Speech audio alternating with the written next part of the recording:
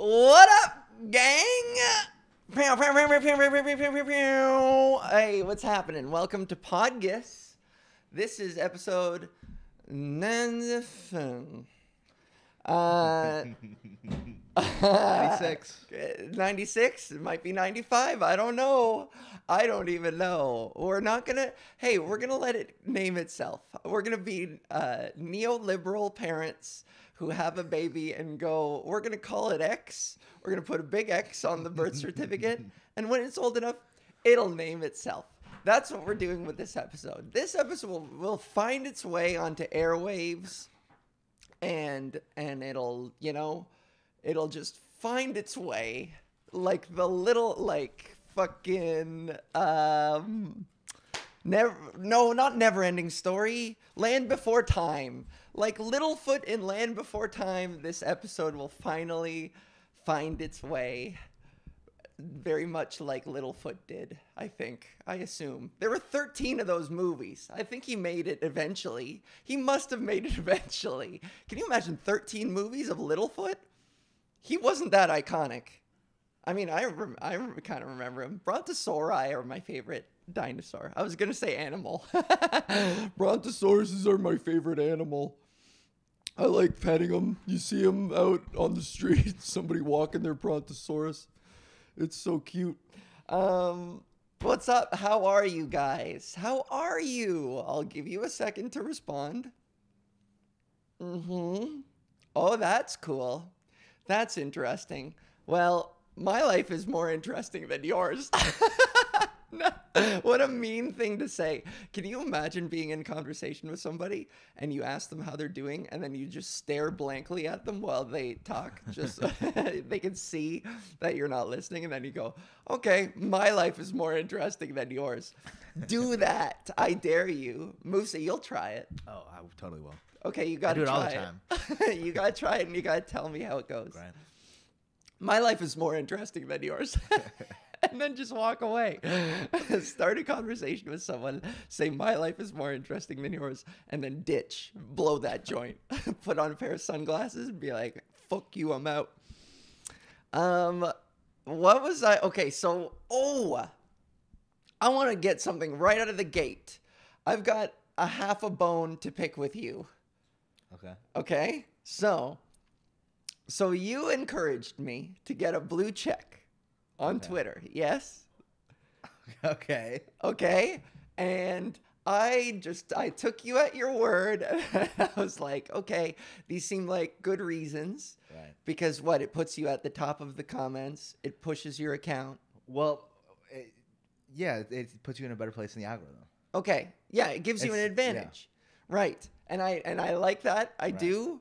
That was simple enough for me. I was like, let's do this.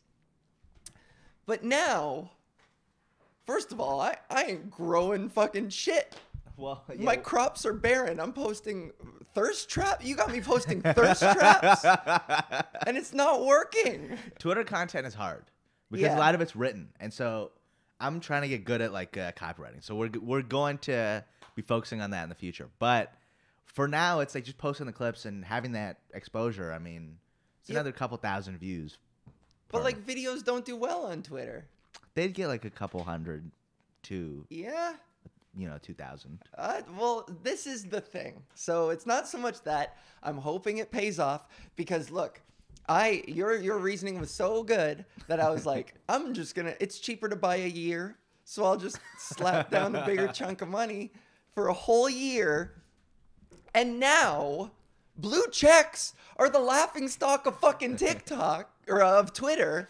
I'm being mocked. I'm being called a Nazi a couple times, which, if you get called a Nazi and you're not one, then you're like, you don't know what the fuck you're talking about. Yeah. Your opinion means nothing to me.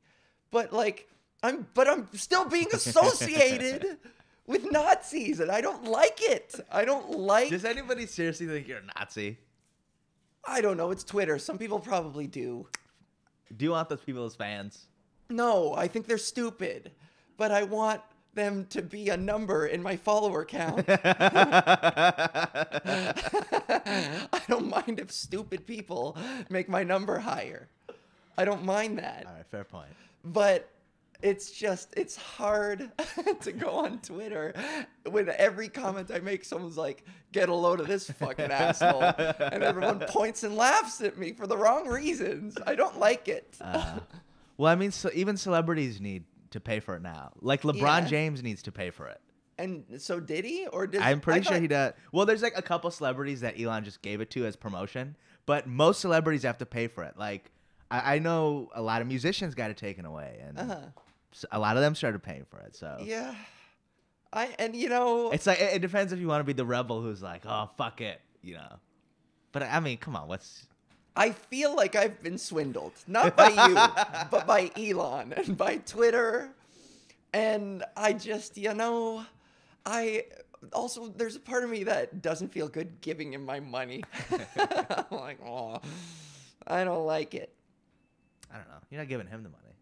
It's funneling its way to him, isn't it?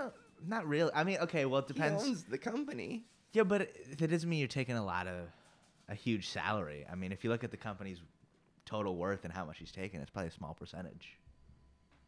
Probably like but it's still 2%. Going to him, okay, well, even if it's 1 you cent. You gave Elon a couple cents. Yeah. But I doubt he's taking any of the money from Twitter because Twitter isn't profitable.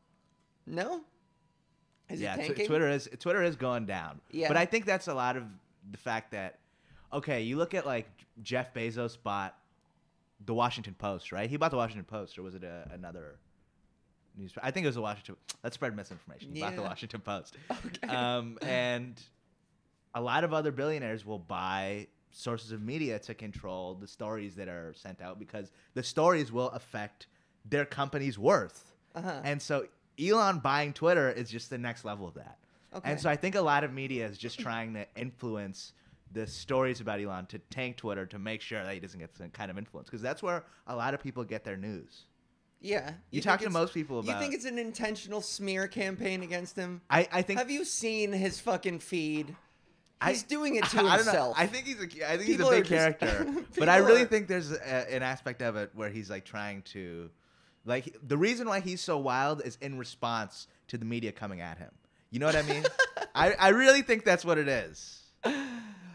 I don't know, man. I don't know. If you look at the shit they gave him for like Tesla, like back in the day before he even started talking, then it was like I kind of get to how he got where he is. You know? Oh, okay. You look at an Elon Musk versus a Jeff Bezos.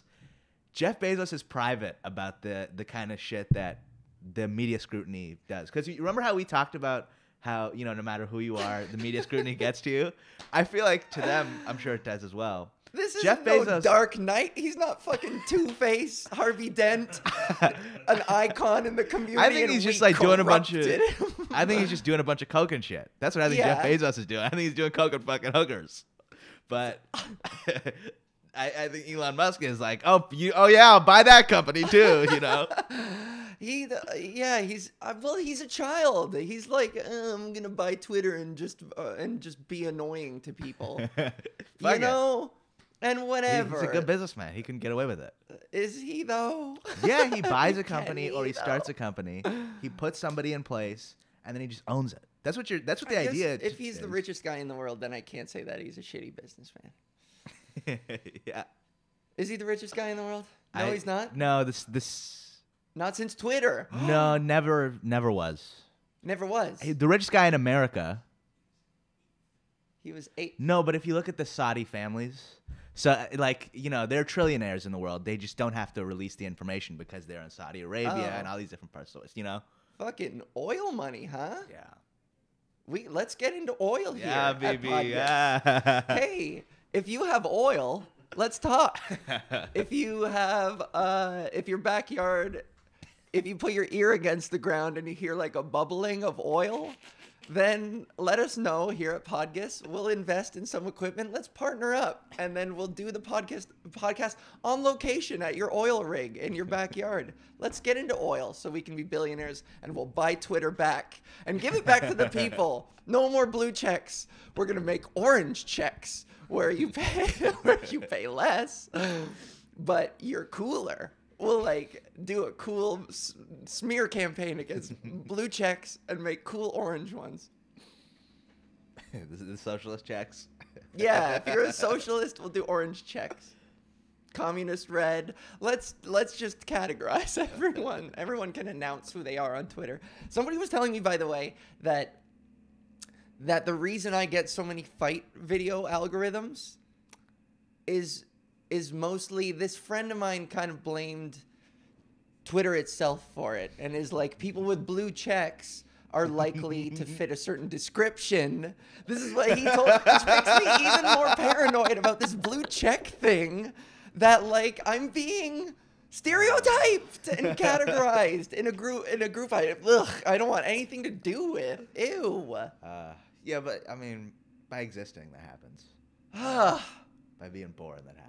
Fuck, I need to reevaluate who I am as a person. Because this sucks. It's humiliating. Because the memes are always the same. It's the one where it's the meme of the person laughing at someone else and their head is down, and it's just a big blue check on their face. And then you see everybody liked it, and you get ratioed, and you're like, I'm a laughing stock in this community.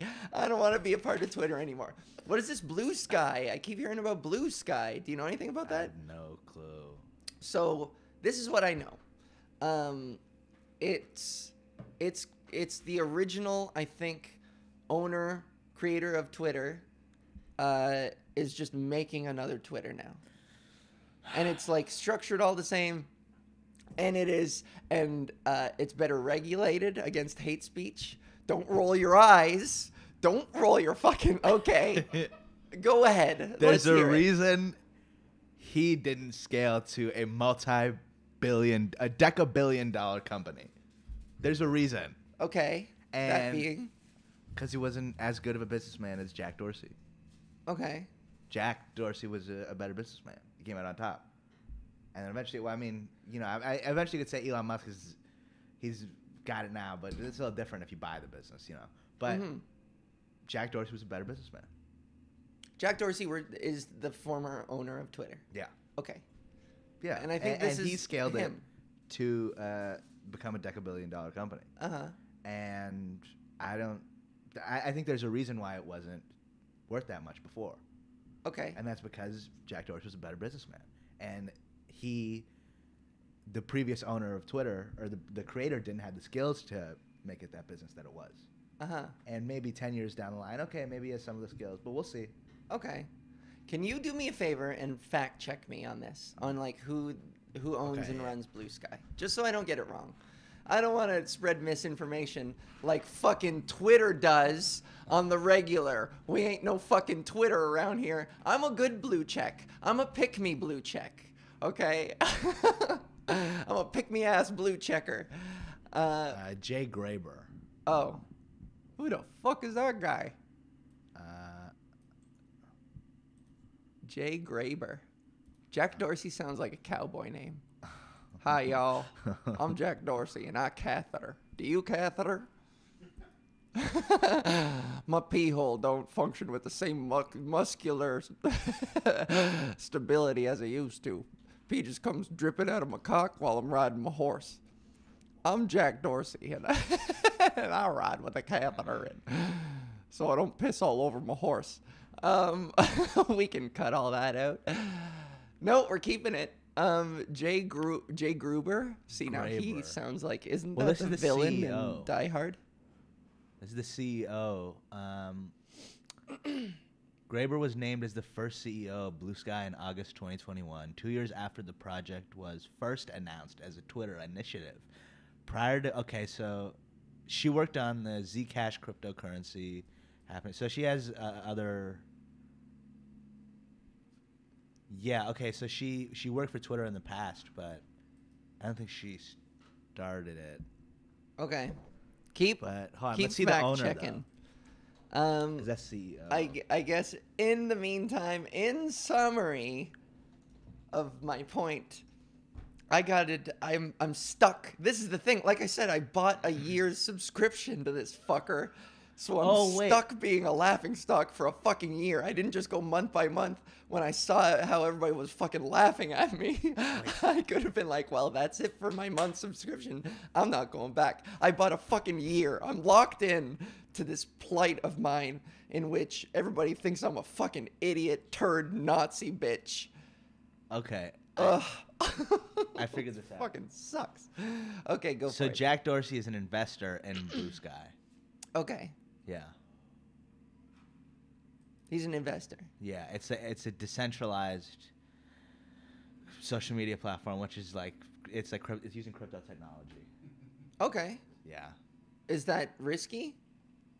I don't know. It's like it's new, so it's as risky as anything new is. It's unproven. Okay. So if they do it right, then it's a $100 billion company. But if they do it wrong, then it's like, who gives a shit? Right. You know, it's like gone in 2 months. Okay. Now, this is me. Forgive me if this is stupid. Make an account. That's what I'm saying. Make an account. Make an account in Blue Sky? Hold the @ in case something happens. Anytime there's a new social media platform, I did this with Truth Social, Parler, every single one that started coming. No, you have to do this.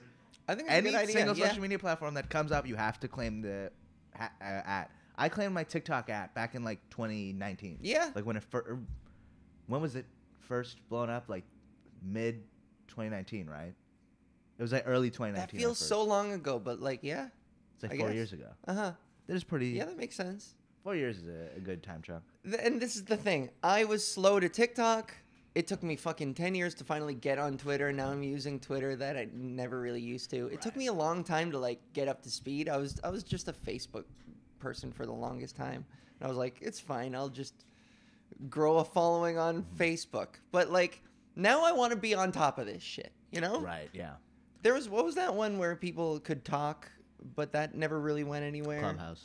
Where it was invite only and it was like rooms of people. Yeah. That's what it was, right? That's what you're talking about? Yeah. Yeah. I thought that one was interesting, but like, you know, with my voice, I go on any Clubhouse and I'm like, I'm a woman. People are going to be like, you're a pervert is what you are. And I don't need that smoke. I'm already catching so much shit on Twitter. Right. I don't want to attract any more fucking attention to myself that I don't need, you know? But fucking, where was I going with this? Oh, yeah, crypto. So forgive me if this is stupid, but a couple of years ago, maybe just over a year ago, I invested. It was play money. I didn't like put my fucking future daughter's college fund on the line. But I invested like $750-ish bucks. Oh, nice. I vaguely remember a year or two ago. Yeah, you should buy more. And I think I mean these things always.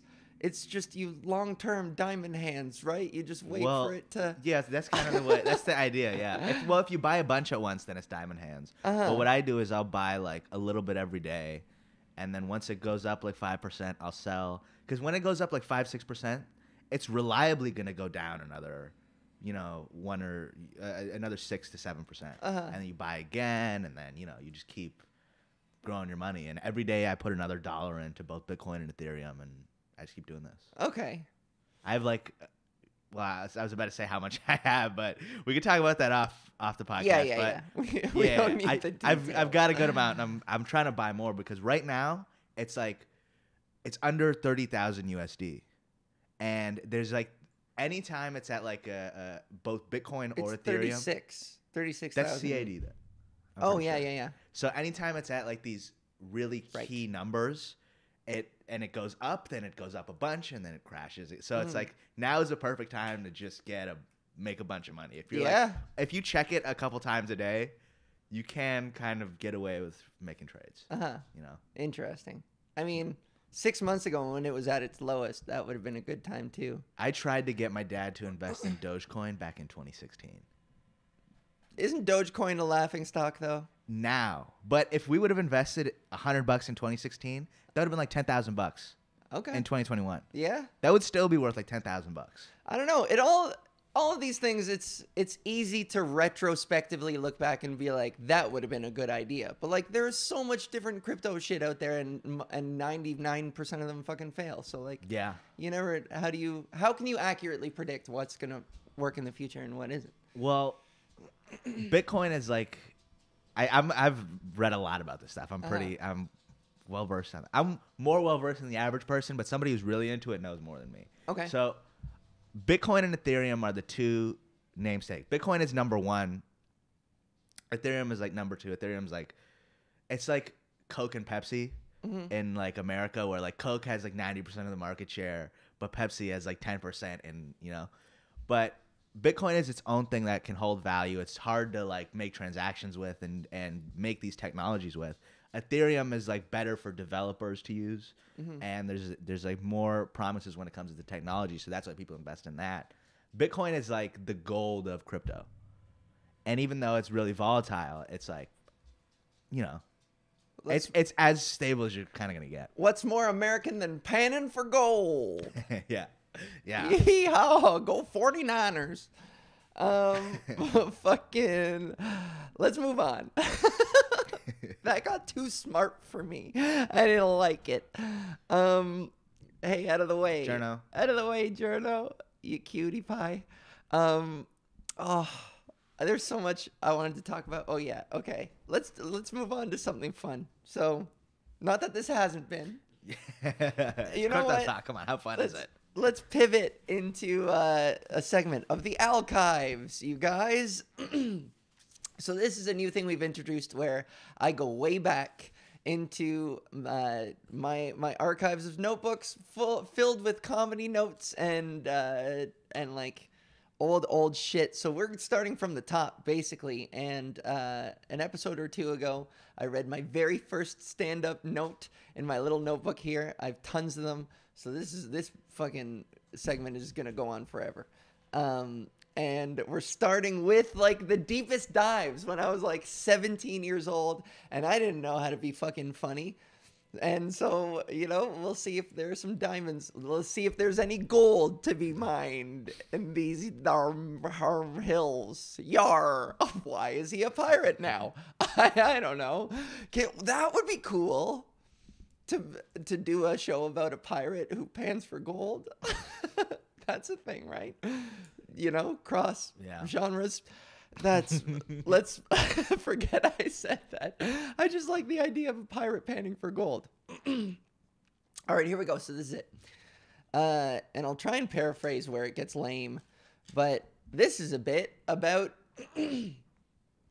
pushing the garbage can as punishment in high school. So pushing garbage as punishment these days, I think teachers are starting to figure it out. If you get suspended, you get to spend a day or two picking your nose and playing video games at home. It's like a mini vacation. However, if you get sent to push the garbage bins at lunch, your dignity is shattered. I pushed garbage once. Worst experience of my life. People don't acknowledge your existence. All they see is garbage bin. So if people have garbage, they won't drop their trash in the bin. They'll bank it off you like the backboard of a basketball. I'm taking liberties with this. And then I go into how I got hit by a plate of noodles once. Oh, and then I deviate here. What the thing that scared me about this? Oh, cheese sauce. I start talking about the cafeteria cheese sauce. These are things that I thought about.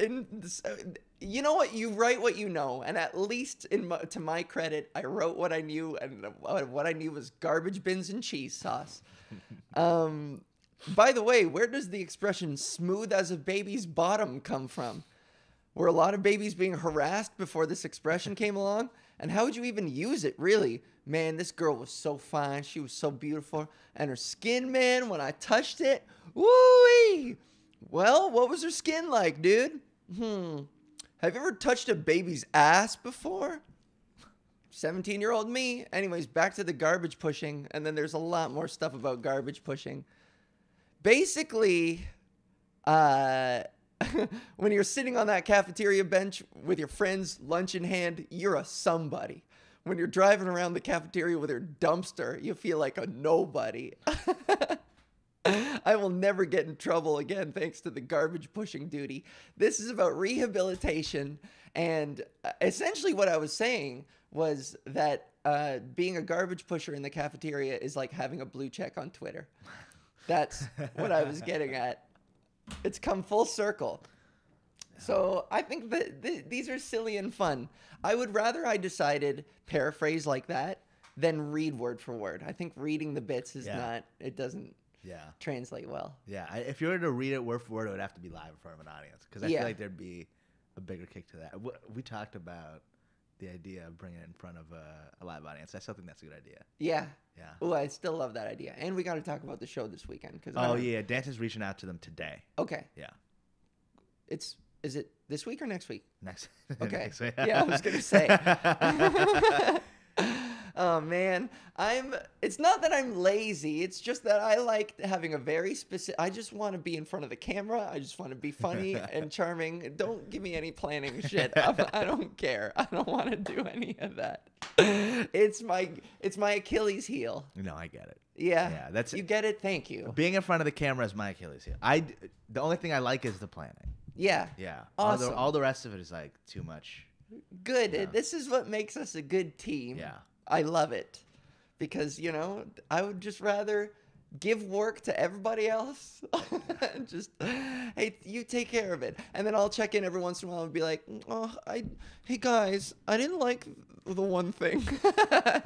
Whiny artist me is like, it doesn't align with my artistic expression. What a pain in the ass artists are, but hate them or love them. You would be nothing without me.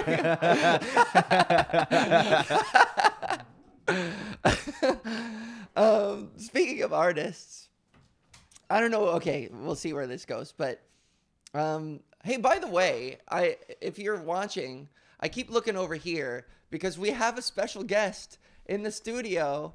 I don't know if you don't want to be on camera, do you? No, okay. He's not mic'd. He's not on camera. He's an editor. He's on the Val team. Is that officially your title? Yeah, fine. Yeah. Val Squad. Val Squad, I dig it. Fuck yeah, Val Squad, baby. So it's fun having it feels like I have more of an audience, Yeah, it's great. Okay, this is kind of off topic, but do you have little sound bites that just pop in your head every once in a while? Yeah. Yes. And not just like stuff you saw on TV or media or audio or whatever, like real life sound bites, something that somebody said so specifically, or funny or jarring in a way that like every once in a while it comes back to you, For I have more like the sound bites are more music stuff, but I have more like memories that keep coming back. Okay. But yeah, no, it is a little more uncontrollable in that similar fashion of how a sound thing will be repeating in your head. Okay, because there was one. I think about this every time I eat a bag of chips. There used to be this comedian. I'm not gonna say his name. There used to be a comedian in London, Ontario, back when I went to school there, and back when I started out, and he was like a Yuck Yucks regular out there. Yuck Yucks is the franchise, a comedy franchise in Canada. And they had a Yuck Yucks in London.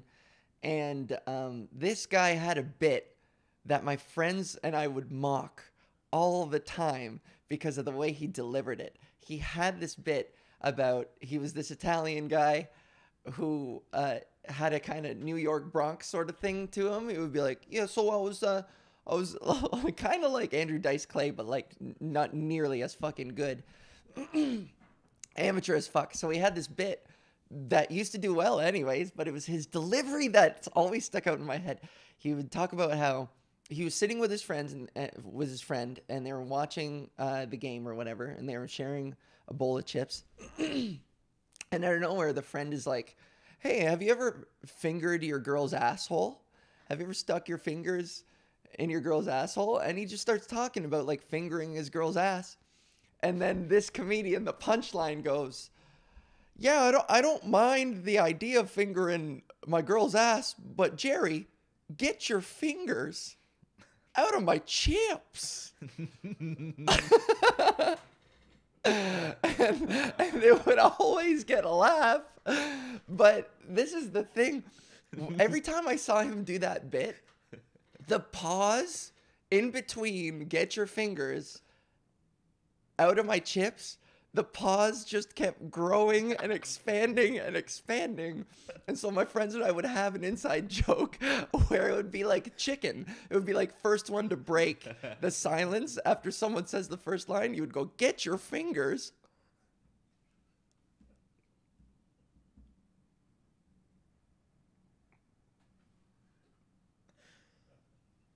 Out of my chips. So I think about this every time I crack a bag of Doritos, and I go in and I'm like, I should wash my hands. Get your fingers out of my chips. So anyways, there's not much more to that. It was just a funny story. So that's, I like to hope that there is I think about sometimes you exist as a memory for some people, even if you're a complete stranger. Like if you like pushed a pull door and looked like an asshole for a second, somebody remembered you for the rest of the day and probably went to their like spouse and their kids. They were like, "You wouldn't believe what this fucking jackass did today." So like you have a legacy. You leave behind, my point is you leave behind a legacy that you don't know about. People like think and talk about you in ways that you don't know about.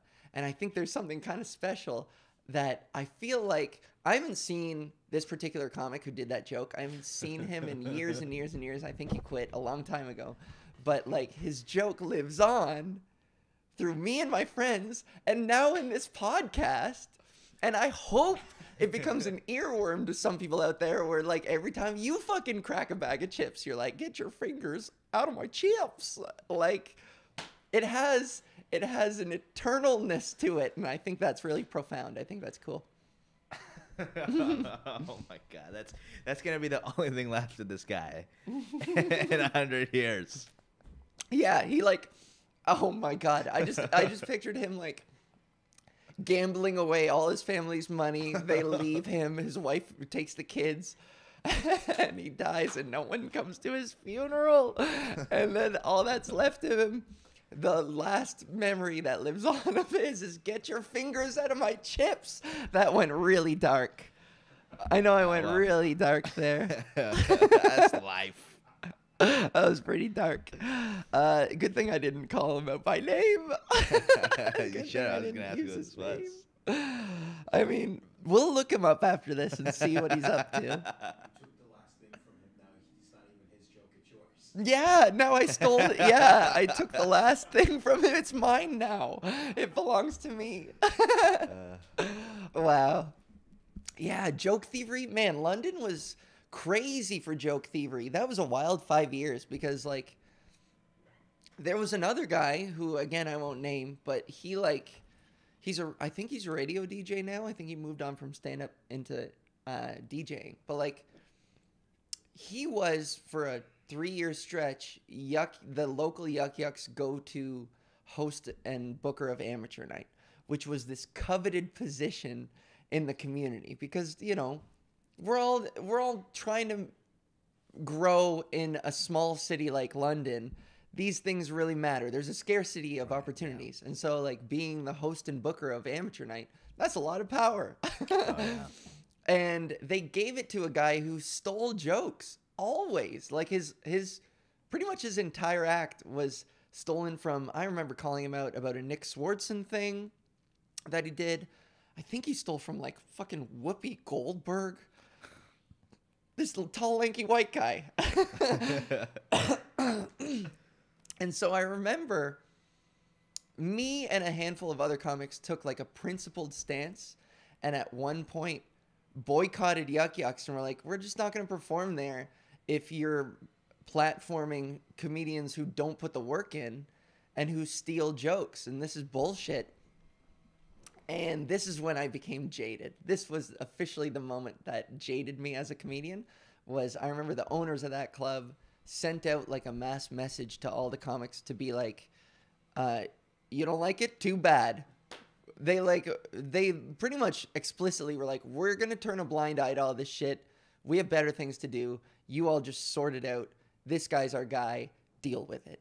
And at that point, that kind of soured me in the industry. I was like, these people have no principles, no where's the artistic integrity? How many years into it were you before you got jaded? I was young, and like I was, that would have been year 4.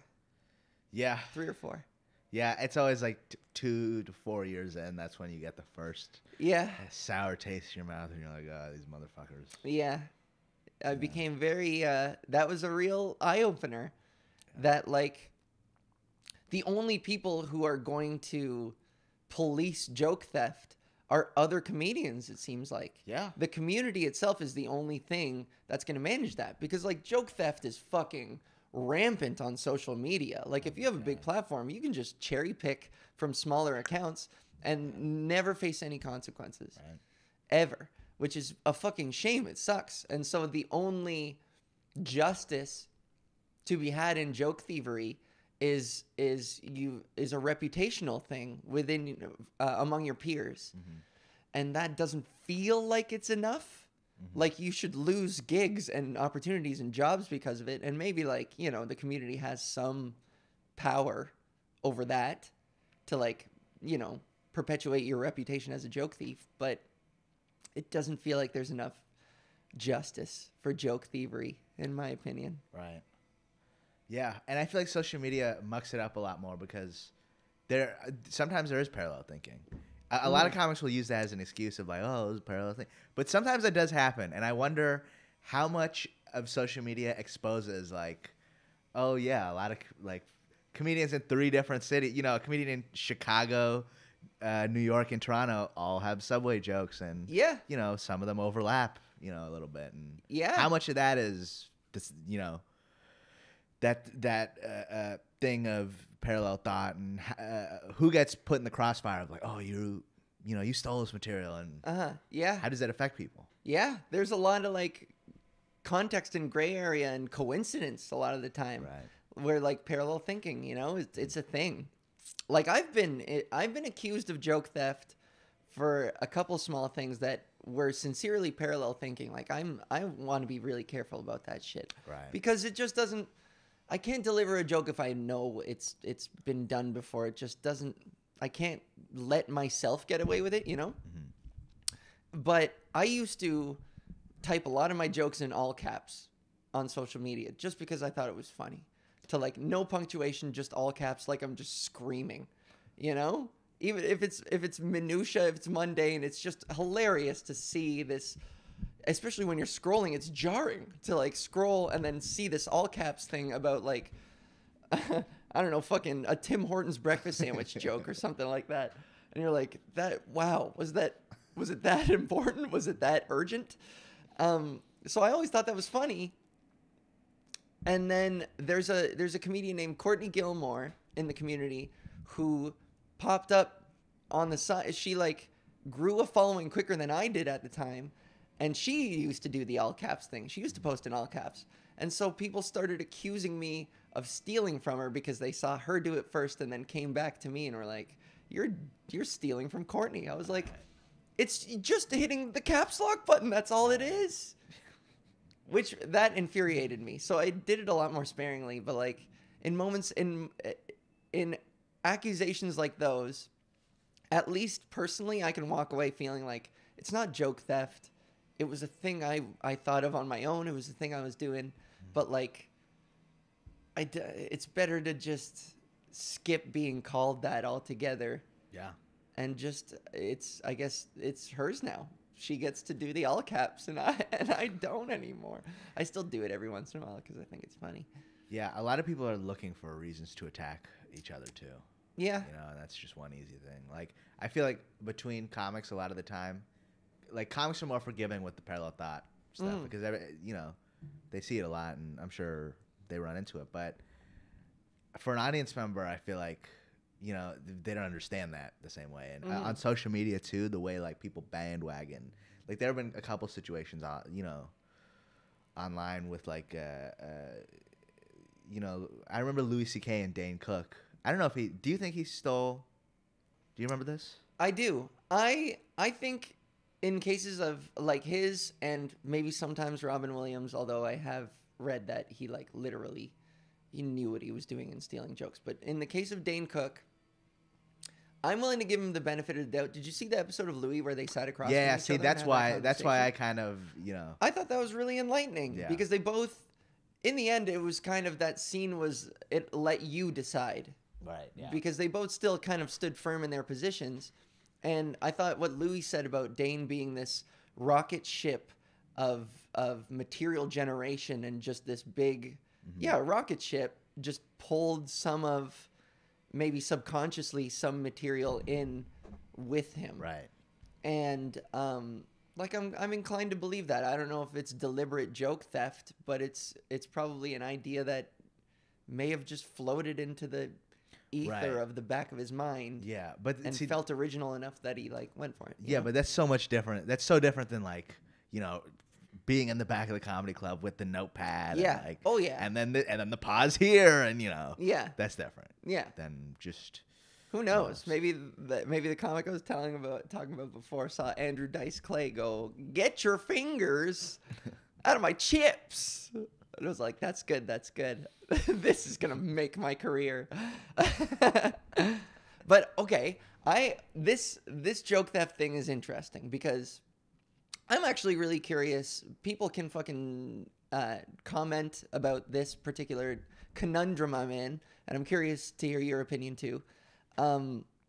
So I am currently in the early stages of getting the planning of my album together, my debut stand-up album, and my material is very personal. It's all anecdotal. It's a lot about, you know, the transition that I'm in and my journey. And so there's a joke I have in there about being called brave in public, and I ridicule the idea of it.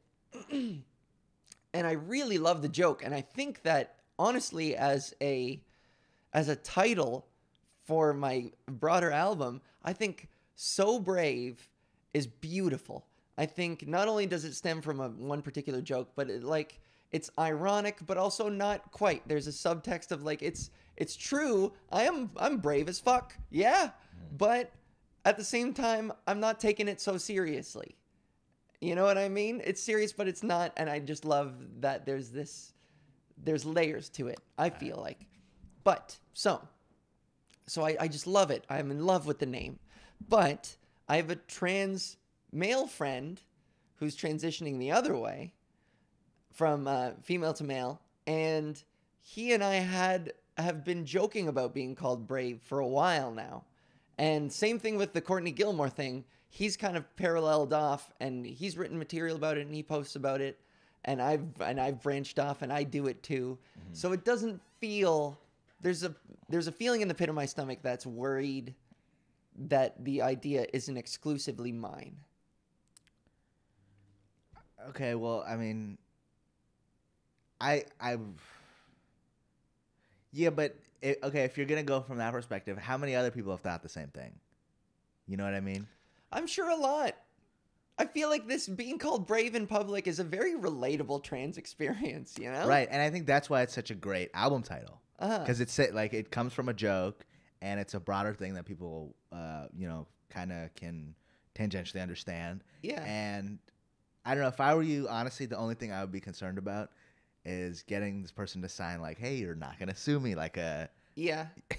You know. Yeah, I mean, I did text him to ask. I was like, I don't know how I'm feeling about this. What do you think? Right. I asked him directly, and he gave me a kind of like, yeah, go for it, but kind of thing. Like, you know what I mean? So that didn't settle. What were the exact words said? Yeah, I could bring it up. Because I'm sure part of that could be you being like, oh, you know. Reading too much into it? Yeah. Well, he explicitly gave me permission. Okay, but also... if you can get him to sign a piece of paper that, you know, is like, hey, I know we both talk about this, but, you know, you're not going to sue me. Because that's a big thing when people get famous. Like, a bunch of people will take them to small claims court because they know you're too busy and you'd rather settle. Because the thing about small claims court is that if you don't show up, they automatically win. Really? Yeah. Oh. So you got to be worried about, or you have to be careful about covering your bases now. And we're back. God knows what we talked about there. I'm curious to see how this looks in the final edit. Just a choppy mess. Hey guys! I have like a big fire on my jeans, and then it's cut, and like my leg is covered in bandages. Hi guys, we're back.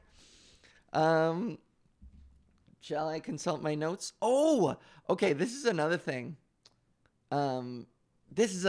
So, after we recorded last episode, this is another bone I have to pick with you, Musa. After we recorded, you peer pressured me into taking 2 hits from a joint. You said, come on, just try it. Come on. What's the worst that can happen? Come on. And you kept going, and I caved, and I took 2 hits of that joint. And so this is the thing. A lot of pot smokers... dirty fucking pot smokers, you fucking scum. Ew. You lazy piece of shit. Yeah, you burnouts.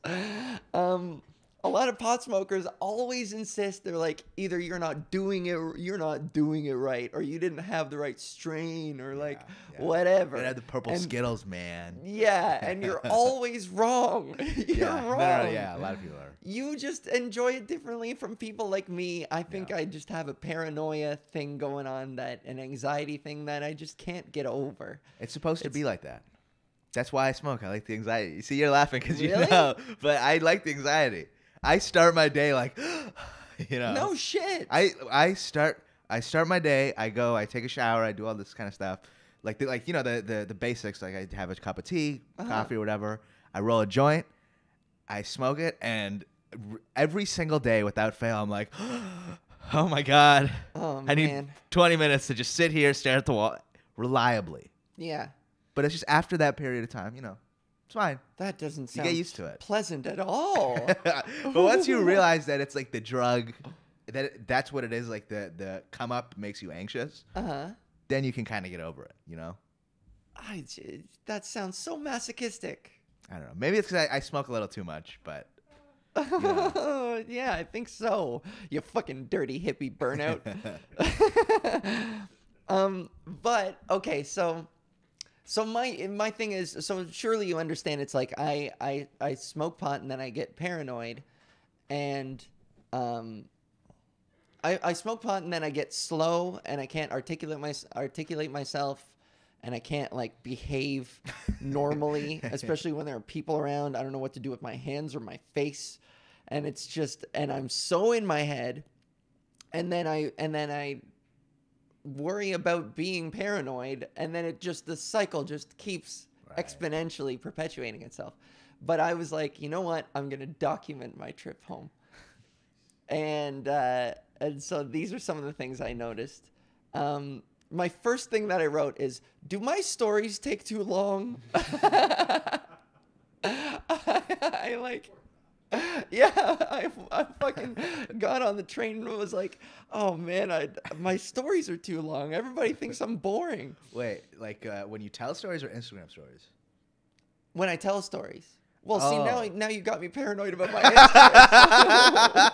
What's wrong with my Instagram stories? Yeah, what the fuck? Next time I get high, I'm going to be like, my Instagram stories are too long.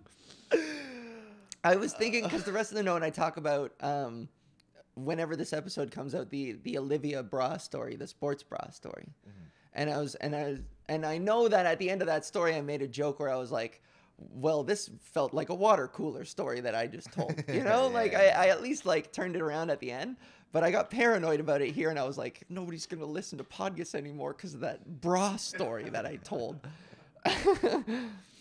And then, I remember this. This was, okay, so this is the kind of thing that's really interesting when you're high, when you see something happen and it's like, it's a small thing, but in your head you're like, holy shit. So it was raining, and me and this lady kind of a bit ahead of me, were both coming down the stairs into the tunnel, and I pulled my umbrella down, but she was really struggling with it. And she was walking, it's a narrow hall, and she and I are basically occupying it walking kind of together, and she was trying to close her umbrella, but she was holding it right in front of her face and just walking straight. So she and I are walking directly into a group of people who are stunned in place, and they're like, she's coming, she's coming, she's coming. Like, they didn't know what she was. All they saw was just an umbrella coming at them like this. And in my high mind, I was like, they're going to crash. They're going to crash. Like, the people ahead just sort of stood there. They stopped walking, and they were like, I hope she solves this before she bumps into us. And she ran into them with the umbrella. They didn't move, like the Titanic in an iceberg. It was just like, and in my high mind, watching that happen, I was like, oh my God, oh my God, oh my God. I was like freaking out about it. So, you know, when you're high, that shit is nuts. But it was just a little tiny inconvenient moment in time. But in my high brain, I walked away being like, that was fucking crazy, man. That was nuts. What else? Oh, this note. I don't want to do this again. I really do hate this feeling. LOL. I said LOL, though. That paranoid but inaccurate typical feeling of they're all staring at me when you're high is reinforced by my factual knowledge that they are staring at me. So, like, my point there, in the wordiest way, is that I know people stare at me. They always do.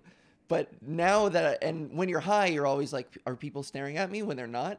But I know that they're staring at me. So when you're high, that's like extra scary. You know what I'm saying? Yeah. But I'm going to power through this and not put on my mask. I was like, I should put on my mask. It'll make me feel safer. And then I was like, no, I'm going to use this as like a character building exercise. I'm going to be brave. I'm going to be so brave. And I'm not going to put on my mask, even though it would calm me down a little bit, because maybe it's all in my head. And, you know, what are the people fucking, what are they going to say or do, you know? And then I wrote, I'm such a beta. I was spiraling. I started spiraling, and I started fucking writing angry notes to myself. This is why I can't get high. I'm such a beta. Wow. Afraid to look people in the eye, giving way to everyone, seeing someone else. I saw, this is also a big thing in my high mind, a small little exchange that in my head was like, fuck. But me and somebody else, a seat became available, and me and someone else motioned to go for it, and I glanced at them, and like a dog or like an animal was just like, ooh, and like bowed my head and backed off so they could have the seat. Such a beta. I was like, you're such a beta. I was just staring at my shoes. I got really self-conscious. I wrote, yeah, I really don't like this feeling, but I'm fighting it so hard. Yeah. yeah. That's why you can't fight it. You can't fight it. Yeah, you can't fight it. You gotta let it just take over. I think, did I let it happen? You're not the first person I got high that day either. Yeah? Yeah, that day. Oh, Later yeah. that day, I got somebody else high for the first time as well. No shit. Yeah. And he had the same exact feeling. Yeah. So you're right. It is like the surrendering thing. Because I remember telling him, like, hey, you might think you're going to die. You're not going to die. The drug is going to tell you you're going to die. God. You need to stop. What? But that's how I got into it without knowing that. You're a monster. You need to stop, man. Hey, he asked me to try it. You know. Okay, well, you know what? At least he did it with a friend. Yeah. In the safety and comfort of a friend. You're not the kind who like makes it worse on people by like showing them a fucking crazy video. You're like, woo! Look at this car crash. Yeah. I know you're driving on the way home. Look what could happen on your way. Oh my God. No. Oh man, so those are pretty much the notes. I have a note about facial feminization surgery. Ooh, see, this is kind of, and then I got a little profound. I did go home and have like the best workout I've had in months. Oh my God, weed is so good for workouts. It really was. It's the best. You feel like every fiber of your muscles. Yeah. So I came home and like, even with my best friend who I've known forever, who I live with, even I still felt a little awkward coming home and being like, hi. And like looking at my feet and him being like, you're high, aren't you? I'm like, yeah. and so like I can't even relax around like my best friend. But that's when I finally got home and I was like, all right, let's calm down. You're fucking safe. Let's get over this. And I worked out and it was a good one. I like really like isolated the muscles. When you're high, you're like attention to detail. Right, yeah.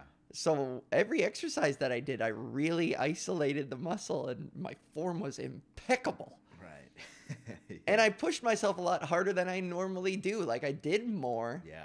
And really felt a good pump afterwards. So yeah, a lot of the times when you work out, it's like working out sober.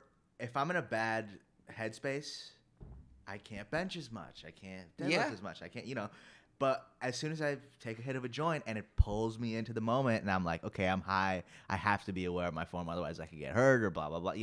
All this sort of thing. It makes me aware of like, oh, you know what?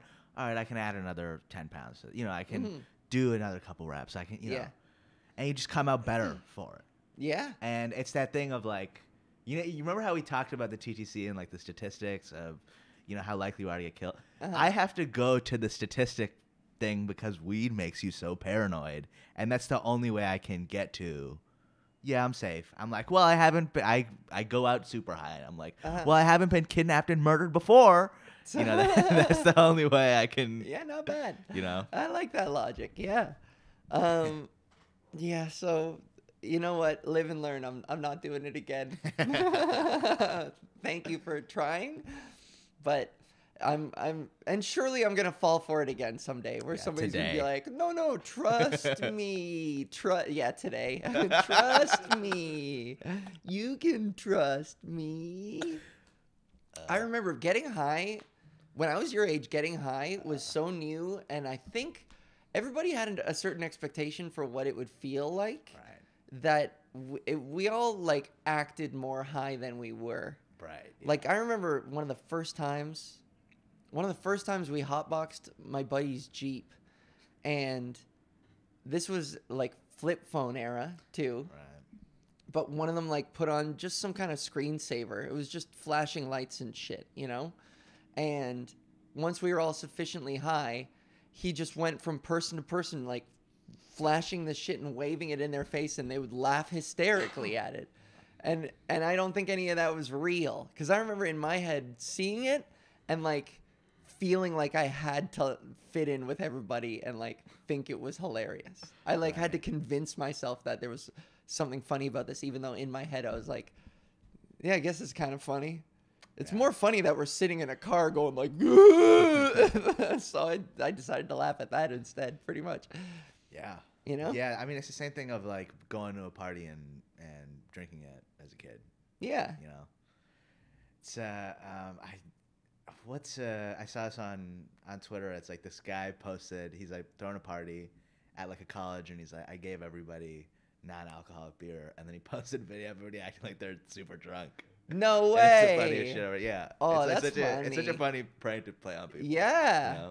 And it's morally sound. You're not drugging anybody. You're doing the opposite. Yeah, if anything, you're drugging them with placebo. That's cool. Yeah. Yeah, exactly. Oh man. Okay. Yeah, you give somebody a fake beer and they're like, why'd you make me waste all these calories? I want to see that after we're done. I really need to see that. That's so funny. That's such a great idea. Fuck.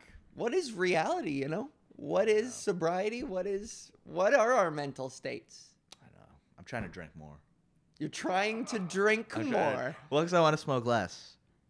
Because you have to have a vice. Am I wrong? No, you don't. What are you talking about? It's not a zero-sum game. It kind of is. You're always addicted to something. Okay. I just picturing you like losing your job and your life savings down the bottom of a bottle on the street with like pissed pants, and someone sees you and they're like, Musa, oh my God, what happened to you? And you're like, at least it wasn't weed, man. Oh, my fucking Jack Nicholson. Yeah. Have you seen those photos of him?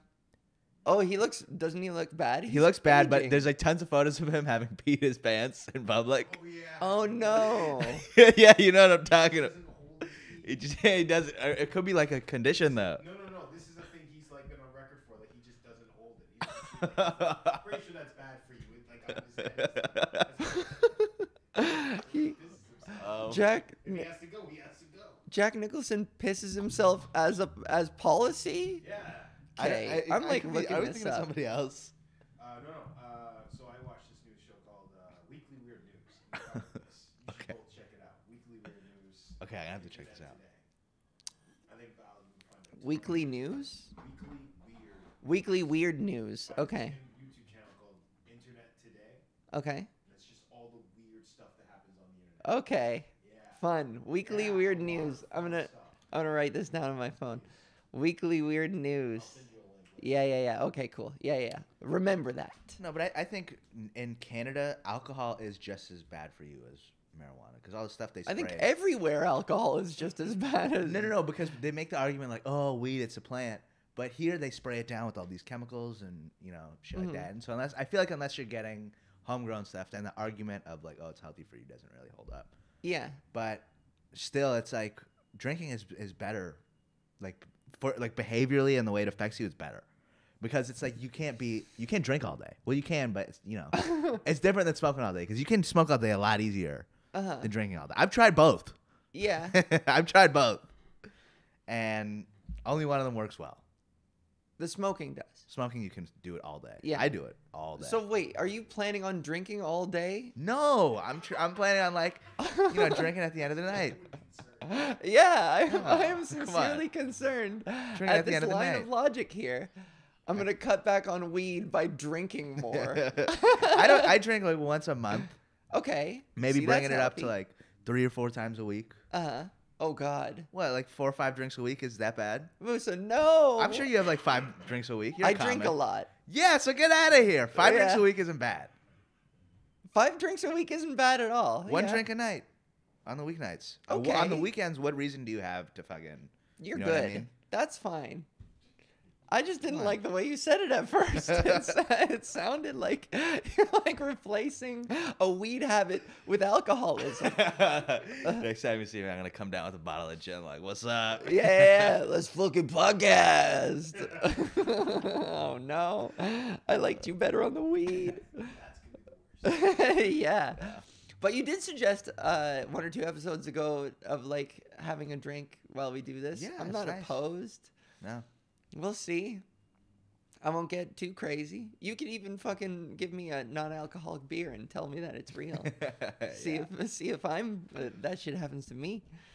My alcohol tolerance at this point is like pretty bad. Yeah. And bad as in so strong. Oh yeah, no, I get it. Yeah. Yeah. I'm just like surrounded by it everywhere. Yeah. It's everywhere. And when you're a comedian, it's like it's currency. You know, you Yeah. get paid some gigs in alcohol. Yeah, Dan has a joke about that. I'm not gonna say his joke, but he has a joke about like going to the doctor, and the doctor's like, "Oh, how much do you drink?" And he's like the doctor's like, "What, 7 nights?" And it's like, "Oh yeah, 7 drinks a night." Yeah. And it's like, yeah, that's kind of what it is for a lot of comics. Like, you do 2 spots at a club, they give you 2 drink tickets, and then you stay around and hang out. Maybe you have another drink or 2 after. It's like 4 drinks a night. And then you come home and you're like, hey, well, what's 1 more gonna hurt? Yeah, exactly. What's 2 more gonna hurt? What's 3 more gonna hurt? Yeah. I come home and I'm like, let me roll up a joint. And then I put on like The Sopranos or something because I'm like, okay, I've been out. Let me, unwind. And then I'm like, let me roll another one. Let me pour myself another drink. Let me get some food, Yeah. And all of a sudden it's 4 a.m. and I'm like, shit, the sun's coming up, Yeah. But you are in a great age where like hangovers Yeah. aren't really a thing. Yeah. They are if you really push your limits. But Yeah, if I'm you like can recover. dehydrated, I've had hangovers, but I've noticed like it's just I'm dehydrated. Yeah, you can recover fast, Yeah. and I'm starting to feel my age now at this point. Where Yeah. like, if I drink too much, the next day it's a wash, and I don't. It's kind of like a weed paranoia where I don't trust I won't check my emails. Right. I like take a mulligan on the Right. day because I'm afraid that if I like make any business decisions, I'm gonna regret them later. Yeah. I remember speaking to my dad about that, and he goes like, it was like around the day I turned 35. He was like, I couldn't drink the same way. Yeah. And now he's like 46 now, and he drinks once every quarter. Yeah, once a quarter. Once a quarter. That's so fiscal of him. I know, right? And he'll have like a quarterly gin and tonic at like staring at the sunset, and I'm like, this guy's a psycho. How does he do it once? You know. And we'll both get bottles of alcohol, and they'll be sitting here, and I'll tear through a bottle in like 2 weeks, and he'll be like, "You're such an alcoholic," you know. When I was like, it's a couple drinks a night. It's not Yeah. that bad. Yeah, lay off me, Dad. You don't understand. Yeah. But yeah, I am reaching a point now where drinking doesn't have the same enjoyment. It's a means to an end. Like if I want to loosen up a little bit for a gig, Yeah. it is a tool. It is a bit of a crutch. I won't lie, and I am working on it. I'm good with or without it, and I realize that. But it's also like I don't like the way it tastes. I honestly don't like drinking it, know? And that's a red flag, is that like I don't the way people like sip on a whiskey. Ew. Sipping on whiskey? Ew. That's yeah. disgusting. It's gasoline. I could drink warm vodka. Ew. I could drink warm vodka, warm gin. You know what I'm talking about. Yeah, you could do that. But it's like, Ew. I don't know. Even wine. I love wine. I'm like a wine enthusiast. I don't mind. Okay, Riesling I like because it's really sweet and sugary. The more it tastes like juice, the more I'm down with. Yeah. The box wines that taste like juice. Yeah. Those are fine every once in a while. But no, I'm into like the fucking. When I went to Europe, that's all I was doing. A lot of my money was going towards alcohol. I was a real alcoholic when I was out there. Yeah. Yeah, I've had to. I had to stave it off a little bit. Yeah. I remember before I came back, like 2 weeks, because I was there for like 3 months, 2.5 months, and for the last 2 weeks, I was like, yeah, I gotta curb my drinking. I might feel depressed when I get back because just going cold turkey. Yeah. And then you replaced it with weed at a 1-to-1 ratio. I did, yeah. And now you're swinging back. It was actually, I was smoking so much more weed than I was drinking. Yeah? Yeah. And I quit cigarettes when I came back. And then I started chewing nicotine gum again. And then I quit nicotine altogether like a week ago. I'm all about healthy changes to lifestyle, man. You know I what? applaud that shit. It's so easy to quit nicotine. It's so easy. Is it? It is. I don't know. Like last time I saw you, or 2 times ago, you were complaining about the gum. I was tired and I had a headache for 2 days. Okay. And it wasn't even that bad of a. The headache was like for 2 hours out of the day. It would come for like 10 minutes and it would go for 10 minutes. It wasn't that bad. I was like tired for like the beginning of the day, and later in the day I finally got my energy back. But yeah, it wasn't that bad. And then you kicked it. That's I've it. lost a lot of respect for the people in my family Oh who my died God. to this. Okay. But how old are they? Because this is also on the same point, is that like no, it's you're right. probably harder the older You're you right. get. You're right. Obviously, it's a little easier since I'm young. But even when you're a kid, you should know, hey, I shouldn't be doing this. This is horrible for me. When you're when the propaganda was still going out that cigarettes were good for you, I bet if you took a hit of a cigarette, you were like, yeah, but they're lying to me though, right? I mean, you smoke cigarettes. It's not a particularly healthy. It doesn't feel healthy at all. No, definitely not. Exactly. So it's like, Yeah. And I'm honestly I'm on team, like I've had 2 puffs of a cigarette and I was like, never again. oh my God, I was smoking like packs a day. Yeah. Yeah. Well, good for you for kicking it. Yeah, it's fucking. Yeah. Yeah, I don't know. I want to smoke cigars again, but because cigars are different than like cigarettes and gum. Mm-hmm. I don't mean to do this, but why are the most cisgender male cis the most toxic? Like, why do we love doing that? Alcohol, I would have the most, like you said, whiskey. I'm like, I'm drinking because it is the most disgusting, and that's manly. Yeah. I don't know why that is. See, okay, Jason just, am I allowed using your name? Okay, so Jason just made a point about why, and I think about this all the time too, is that like, how come male cis hetero culture is all about doing the most unpleasant fucking shit and pretending like you like it, or like convincing yourself eventually that you do, drinking straight whiskey out of a glass, smoking a cigar that smells like a fucking moose fart, and like wearing clothes that are a tie. I never understood why ties are a thing. It is a noose. It's a business noose that you're like, it symbolizes just. It's the business noose. It's a business noose. It's a business noose. Yeah. Yeah. I don't know. So I get what you're saying, a lot of it, but cigars are one of the few things I can enjoy because it's raw tobacco. It's tobacco rolled in tobacco. It's not like cigarettes with paper and chemicals and shit. It's raw. It's the best form of nicotine. Ew. It's the best. Yeah, it's kind of disgusting, but nicotine in itself, or tobacco in itself, is kind of disgusting. It's like when you wrap something, like you have something bacon, and then you wrap the bacon something, and you wrap that something in bacon. Yeah. It's like what's what are they called? Pork or like sausage wrapped in bacon. What is it? What do they call them? Pigs in a blanket. Pigs in a blanket. Yeah, that's exactly what it is. Okay, but bacon whiskey, I can relate to. Okay, the whiskey argument I can understand. Yeah, whiskey is a little disgusting. Whiskey isn't my drink of choice. I'm a fan of the gin and tonics, which was originally the ladies' drink. Yeah. But that's actually true. Gin was women's liquor.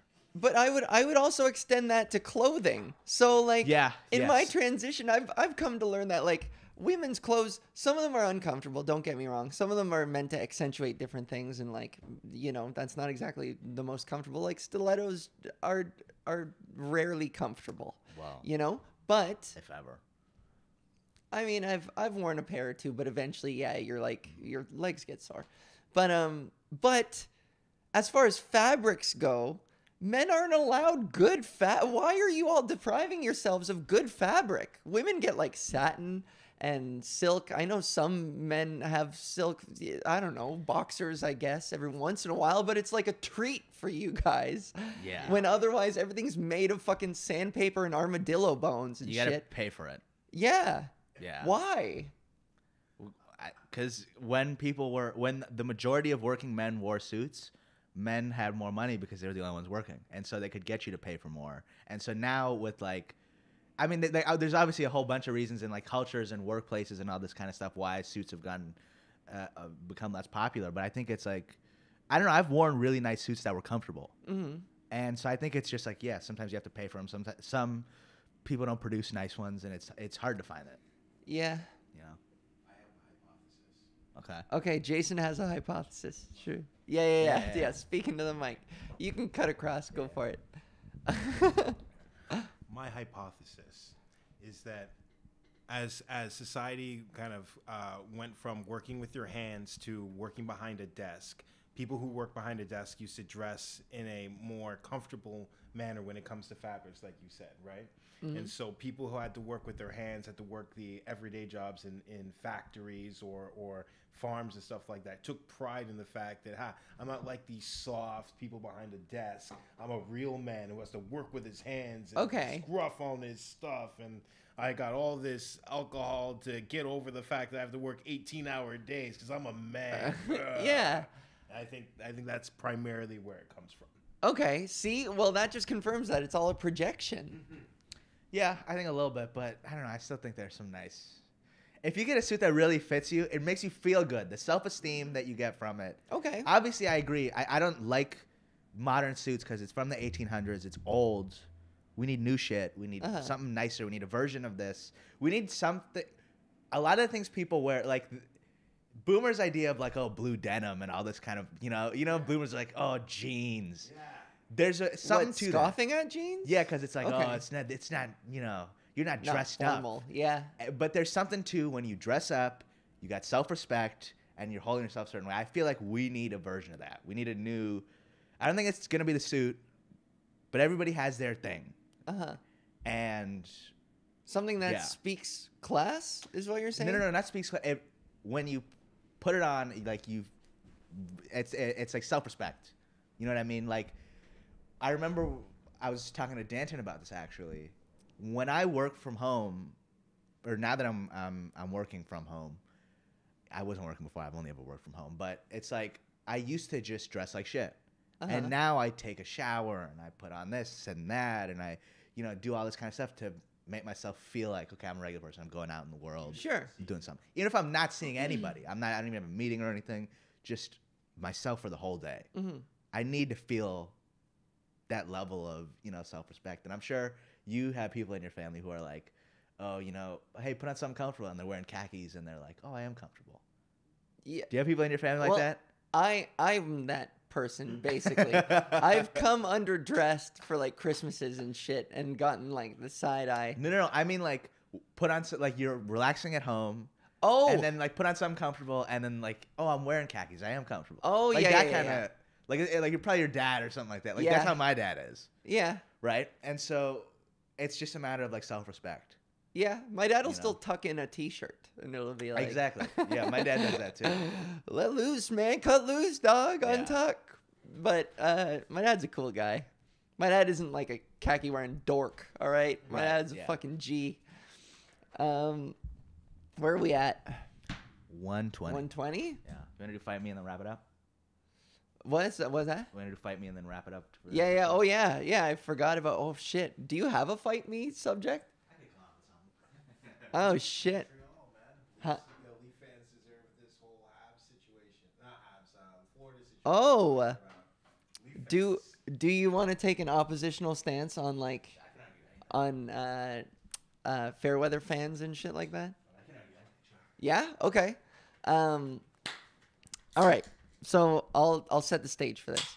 So I am of the opinion there are people out there who are sports fanatics, and this also applies to if you love a band, who believe in bandwagon jumpers or posers.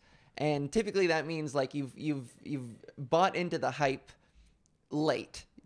Like you've started supporting a hockey team halfway through their deep playoff run, or you've supported a band when their one album went mainstream and now you like them because everybody else does. So there are people out there who would like scoff at the fair weather fans or whatever. And my opinion is that they themselves are the losers in this situation, and that it's not wise. I think it's smarter to be a fair weather fan and a poser because you didn't have to sit through the team or the band when they sucked. You were more efficient than these loyal idiots because you jumped on when it was like enjoyable product and quality performance, you know? Okay, but how annoying is it to see somebody my age wearing a Nirvana t-shirt and being like, oh my God, I love Nirvana. When most people in my generation, like you walk into Hot Topic now, it's all Nirvana. And nobody's heard the music. Theoretically, nobody knows about Rape Me. Imagine if my generation heard Rape Me. Yeah. Oh my God. Good point. Could you imagine? Yeah. I mean, Kurt Cobain, he already canceled him. They're canceling him. He canceled himself. Oh my God. Yeah. Okay. How would you? Oh, yeah. No, that's a good point. But like, isn't there a part? If you are a true Nirvana fan, okay, this is my counter argument. If you're a true Nirvana fan, you would see something like that and be like, "Fuck yeah, dude! Another Nirvana head." I don't know what they call each other, but like, they'd be like, "Good, someone else is enjoying Nirvana." I mean, if they don't know anything about the band and they're wearing the T-shirt because they think it looks good, I still fucking support that. Yeah, come on. Who cares? It's Come like on, a what? cool T-shirt. What? It's not just all about the culture though. It's about the art. If it's all about the culture, then what does any of it mean? It means that you're just living your life, doing your thing, enjoying what you enjoy. Every time, okay, I play guitar, but I don't know shit about guitars. Okay, but that's but that's different though. Because you're actually participating in the thing, right? Okay. Somebody who's just wearing the Nirvana T-shirt wants to be like, oh, I'm one of the cool kids who likes Nirvana, you know? Because the cool kids like Nirvana and they want to be like them. Like somebody my age is like, oh, I want to be like Kurt Cobain, so I'm gonna wear the T-shirt when they don't really give a shit about the music at all. You know, I'm gonna say somebody who's a fan of the band is gonna be like, "Fuck you," and listen I to think the they're album. wrong. I think they're wrong because, and I'm really fighting you on this. Okay. Because. Fuck it, if they're going to use that to fit in, if they are a marginalized person in this society and they feel like they can't fit in, if this is a tactic to get them through the door, even if they don't like the music and have never listened to it, then God bless them. Go for it. You win them over. It's immoral to the artist to be a Fairweather fan. Because imagine you're going and you got all this heat on social media, and your agents are like, "Oh, we should book you in arenas," and all of a sudden they book you in an arena, on a whole arena tour, with like 10,000, 20,000 seats per venue, and you push like 2,000 per, and all of a sudden your career is ruined because all these labels are looking at you like, "Oh, this motherfucker he can't grow anymore. He's already reached his peak. He tried to reach for it and he couldn't grab it." Well, alternatively, if they were only good enough to sell out 2,000 seat venues, and now Fairweather fans made it so that now they can sell out arenas, they're the ones. No. But I'm saying they're not selling out arenas. I'm saying they on social media they're making it seem like they can sell out arenas, but they book an arena and they only push 2,000, and so now record labels and other venues looking at them like, "Oh, this motherfucker can't." I need to see. This happened to a rapper. On this. Oh yeah. Yeah, Lil Baby. This is like the last guy it happened to. Little Baby, many rappers. That's why he's talking about going independent and making more money. You see all these independent rappers with more money they didn't know what to do with because they went independent. They made their money their own way. They just run their city and they're just funneling that money to themselves. Right. But then when they try to go to a different city and try to do a tour, they can't get anyone to listen to them because they're big in their city. Well, that's not just it. Lil Baby was signed to a Universal Music Group. For sure. So even people who are signed to labels, like a lot of times when you get a lot of heat on social media, it's just Fairweather fans. Like, it's like being an industry plant, you know? You can make somebody an industry plant. I would like to just frame the conversation a little differently. It's like Marvel movies to me. When I see your perspective and your perspective, because in the beginning, Marvel Comics was going out of business. I don't know. Right. Yes, exactly. Until Blade came out, and then they made Spider-Man, the first one, and suddenly everyone started reading comics because they went and saw movies, became Fairweather fans. Yeah. Which then allowed comics to continue. I read comics as a kid, and they were going out of business. And then Spider-Man came out, and I had all these comics to read. I was really thankful. Yeah. Thank you, all these fans, right? But now we're at the point where Disney's turned them into such a big brand, their movies don't make any sense or mean anything anymore. Yeah. And now comic sales are It's hit a critical mass. Yeah. Okay. So what Jason was just saying was that, like, Marvel was failing, Marvel was tanking, nobody was reading comic books until Blade came out and sort of revived the franchise, and then Spider-Man as well, and then it just sort of built from there. And so the movie franchise is essentially saved comic book sales. and brought comic book sales up. But it was a gateway. So yeah, that supports my point. It was a gateway. These Fairweather fans, new fans are good for the thing, it kills the art itself. If you watch any of these movies, every Marvel movie is a setup to a setup to a setup to a setup to a setup to the point where you can't watch them anymore. You can't watch them because then otherwise you have to watch the last 5 fucking movies, and then you got to watch the next 6, and you know it's like such a big commitment. There's no payoff exactly. But then, by doing that, They you are snap and kind of everyone dies. getting rid of the Fairweather fans who don't want to put in the homework,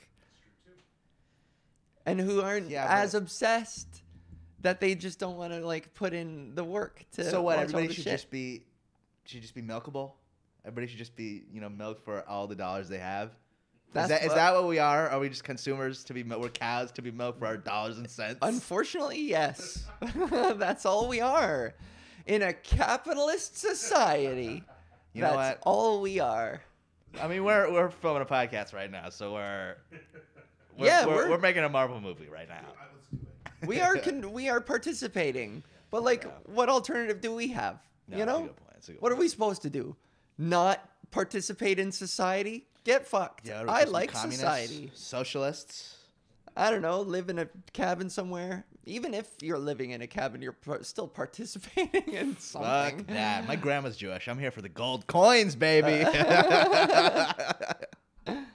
All right. I feel like, did we fight it out?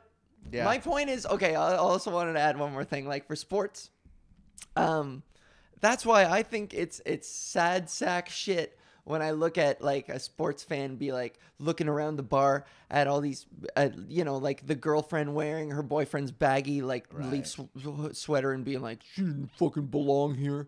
She doesn't even know who half the team is. And you're like, yeah, you knew the whole team when they stunk. You wasted so much time cheering for a stupid team. You're an idiot. Bro, go get a job. Yeah, no, I get what you're saying. Yeah, you didn't value your time enough to be efficient in cheering like a team that stood a chance. You cheered for a dud. Yeah. You kept betting on a limp horse like, I think it'll work out. Maybe someday it'll pay off.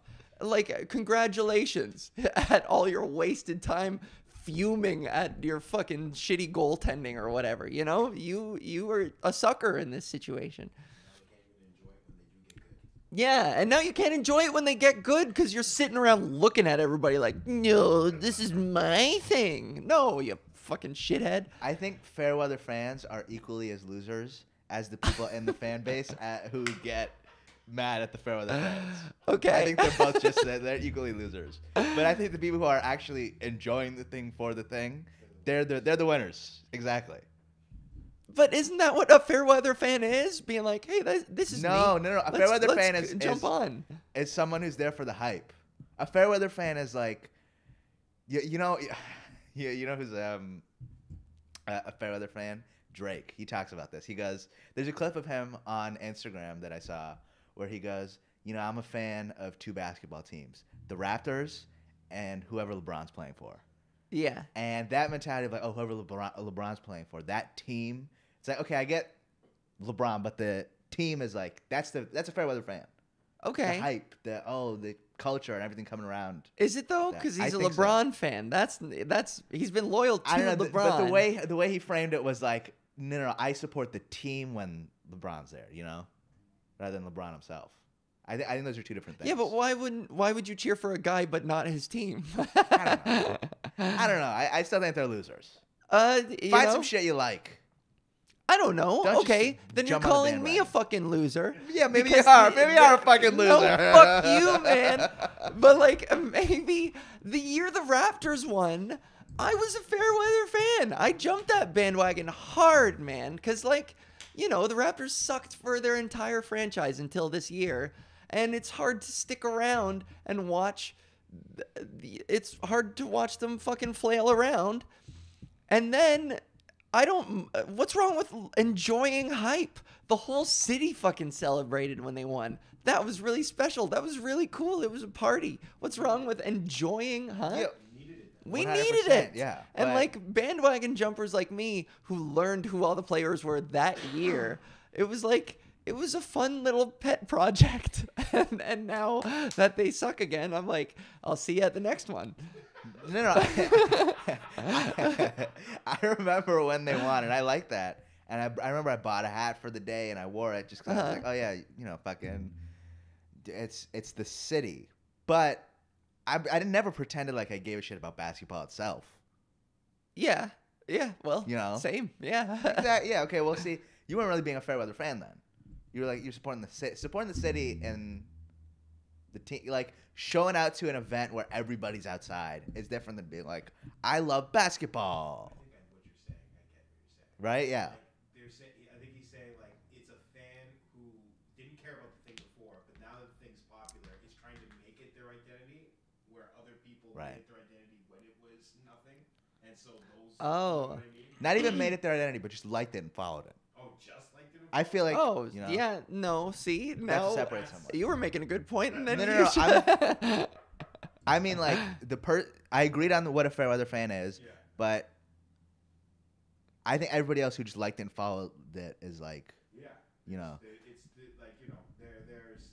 fair weather fans. I guess what you're defining to me is just someone that likes a thing because it's popular. Mm-hmm. But then there are people that take that, like there's the extremes in everything, right? And so the fair weather fans have their There's that fan that just makes it their whole identity. It's like I need to always win, like console war people.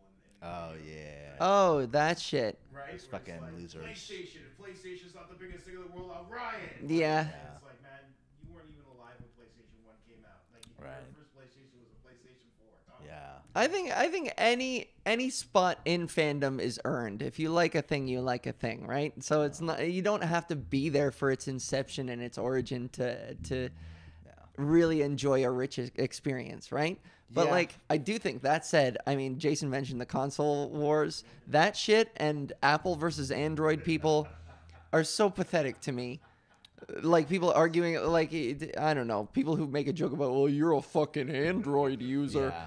and it's like, Messages are greedy. yeah, like, who are you defending? You're defending fucking. What is his name? What's the Apple guy now? Fucking Tim Cook. Tim Cook. Like, what? Your loyalty is to some guy that doesn't give a flying fuck about you, or who? Yeah, Tim Cook's my guy. It's a fucking tool. You're like, I don't know. I don't get it. You know what's I don't funny get it. about the Apple versus Android thing? I feel like if Apple users didn't make jokes, Android wouldn't be a thing. Because Apple is actually just so much better. That's Yeah. the reason why everybody who has an Android is like one of these people who are like, fuck you, I have Rebellious. an Android, you Yeah. assholes, I don't know enough Android users to confirm that. I don't know. Some of them say, I don't know, like what the Google cameras are better or something. Yeah, Google they're lying. Pixel or whatever. The cameras already shoot better than we can see. Yeah. So they're lying. Yeah, we've hit the you Yeah. know. That's the thing. Whenever my roommate's like, this game has a better frame rate and whatever, I'm like, I don't. Who can tell Shut anymore? up, you fucking loser. You know, Just play the game.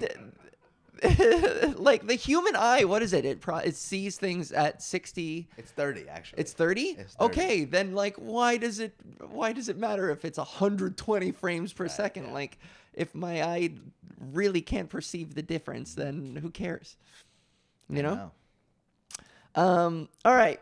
Well, that was a good duel. Right. I feel like I've come out on top, and that's why I feel like it was a good duel. All right, agree to disagree. Hey, man, when the Raptors get good again, I know the Leafs are about to drop out, and good thing, because... If the Leafs win, I'm buying a jersey. Yeah, totally. Me too. This Leafs season, I didn't keep track of it at all, and then they got into the playoffs, and I put one foot on the bandwagon, and then they started losing, and I was like, I'm out. So, Leafs fans, be more like me and just jump on when the going gets easy. And otherwise, like and subscribe and share and make clips. Clip our fucking videos. I don't care. Even if you hate me, and God knows some of you fucking do, prove how much you hate me by doing a clip of me. Go for it. I'll watch it. Make a reaction video. Huh? Yeah, put in the hate work. Make reaction videos and shit. Yeah. I'll react to them. You fucking idiots. Losers. And if you're out there fingering buttholes, always remember, get your fingers